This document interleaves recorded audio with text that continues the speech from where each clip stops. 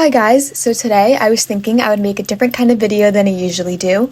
I wanted to talk about confidence, improvement, and success as an equestrian. Every day, whether that's at your barn, on social media, or from a friend, we see these equestrians who are always happy, always improving, always confident, and always well known. We likely admire these people for their natural talent and charm, but we often forget that we have it too.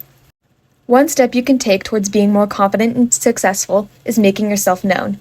It can be hard to put yourself out there or talk to different people, but trust me, the more people know you, the more opportunities you will get because they're thinking about you. Every day you work so hard, whether that's on the horse or not, you're constantly showing everyone how dedicated you are to this sport. But people are selfish. Everyone is, it's just a fact. Most people won't remember who cleaned the most water buckets, mucked the most stalls, or filled the most hay nets. They'll remember the way you made them feel. When people at the barn are looking for someone to take care of their horse while they're gone, ride a new horse, or school at a show, the person whose name pops in their mind first is the person who compliments the riding, mentions their progress, or talks good about other riders. They'll remember the way you made them smile after a bad ride, not how many times you swept the barn aisle. This takes me to my next topic, but take any opportunity you can get. Whether that's riding a new horse, trying a new discipline, or watching a show with your trainer, all of it matters.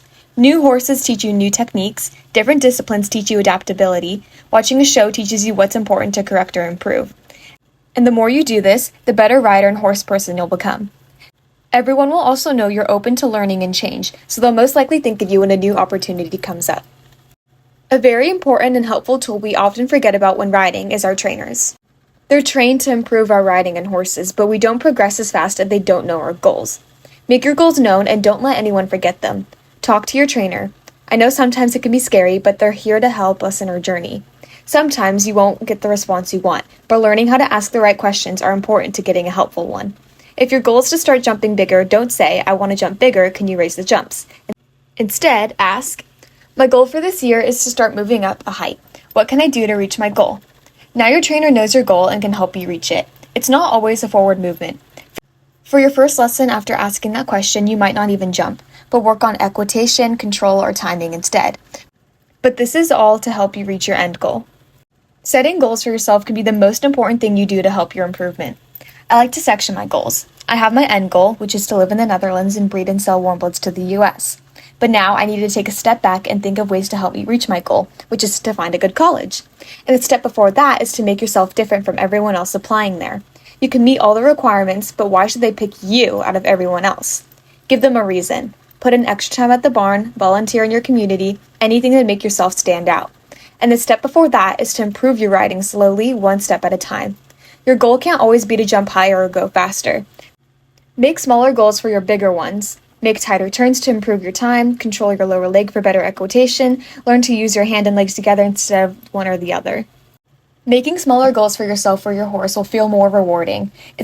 It's like running 10 miles to eat 10 chocolate chips. Halfway there, you'll burn out and give up. Having one chocolate chip every mile will motivate you to keep going. You'll reach 10 miles before you know it. Find your limits and push them. If you're scared to jump higher, raise only one jump in the course up one hole. Ride one horse you usually wouldn't like, but make sure you know your limits. It's okay to push them, but not too fast or too soon. It will only make you more scared and incapable of pushing them again. When we push ourselves, we often make mistakes. Learn to be okay with disappointment. Whether that's disappointment from yourself, your trainers, or your friends. You might think your horse is disappointed in how you rode, but your horse does not care. They only care if they get a treat after. You should not feel like you disappointed your trainer after a bad ride. They're there to help you, and if that means taking a step down or focusing on basics again, then they will do it. It's not because you're a bad rider, it's because now you know what you need to work on.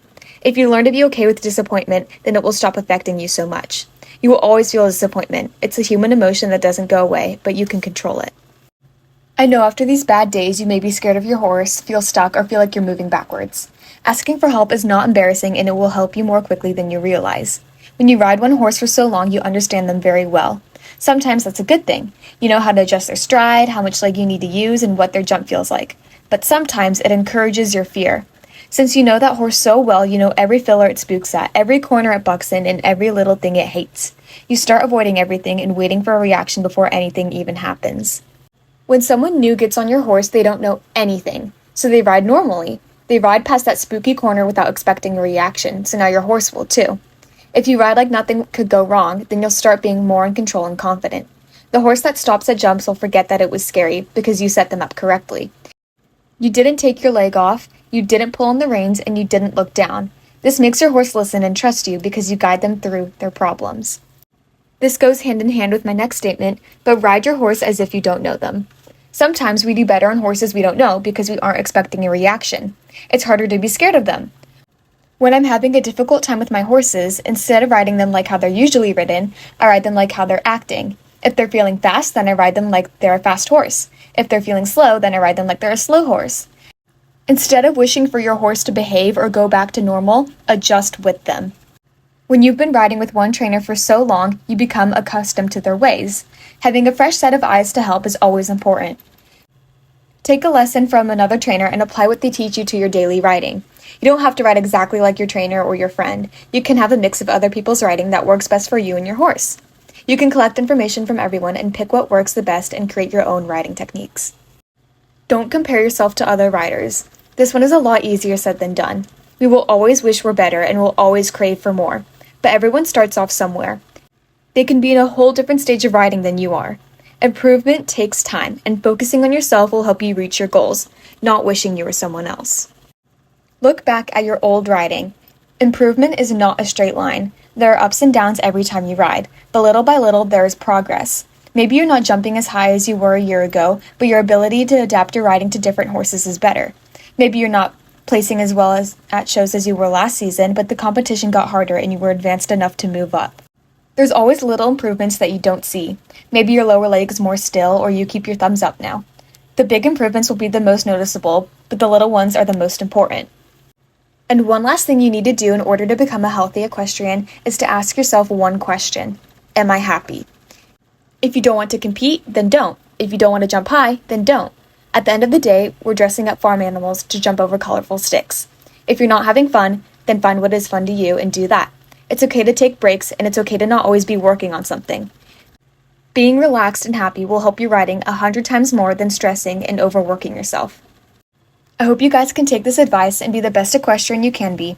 Don't forget the reason you started this sport, and if you guys want more videos like this one, then let me know in the comments. Thanks for all your support. Bye!